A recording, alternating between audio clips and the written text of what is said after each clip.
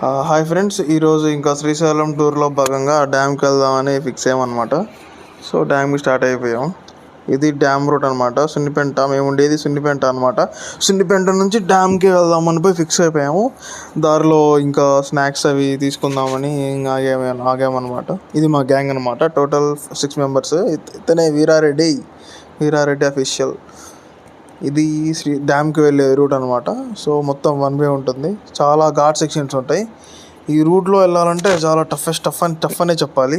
అందులో మేము triple riding వెళ్తున్నాం. సో మేము జాగ్రత్తగానే వెళ్ళాం. పోలీసులు ఎక్కడ ఆపకుండా ఉంటే చాలు. ఇది డ్యామ్ నెక్స్ట్ వచ్చేది. ఇది డ్యామ్ వ్యూ పాయింట్ అనమాట. ఇక్కడ నుంచి డ్యామ్ మొత్తం క్లియర్గా కనపడుతుంది మొత్తం.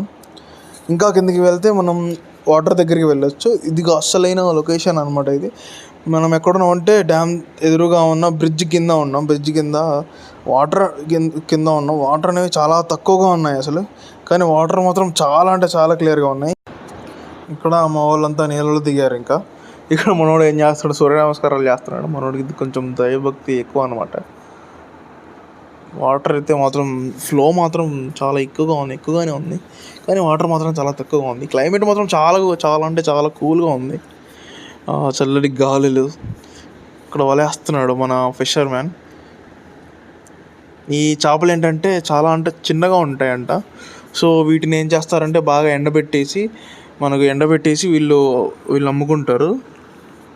అందుకే మనోడికి చేపలు అంటే కూడా చాలా ఇష్టం అనమాట వాడికి. సో చేపలు కూడా చూడడానికి చాలా చిన్నగా టైనీగా క్యూట్గా ఉన్నాయి. చూడటానికి భలే ఉన్నాయి అసలు. ఈ చేపలు ఎండబెట్టుకొని ముద్దపప్పు చేపలు భలే ఉంటాయి. ఇంకా మనోడు ఎక్సర్సైజ్ చేస్తున్నాడు. చాలా ఎక్సైట్మెంట్గా ఫీల్ అవుతున్నాడు ఈ వాటర్ ఈ లొకేషన్ అంతా చూసి. ఇదంతా మా గ్యాంగ్. ఇంకా ఈరోజు డే ఆల్మోస్ట్ ఫినిష్ అయిపోయింది. ఇంకా ఈరోజు ఇక్కడ మనోడు ఇవాళ నరసింహారెడ్డి అని ఫీల్ అయిపోతున్నాడు. నీళ్ళల్లో మెడిటేషన్ చేస్తున్నాడు. సో ఇంతటితో ఈరోజు డే కంప్లీట్ అయిపోయింది అనమాట. Thank you for watching. Subscribe.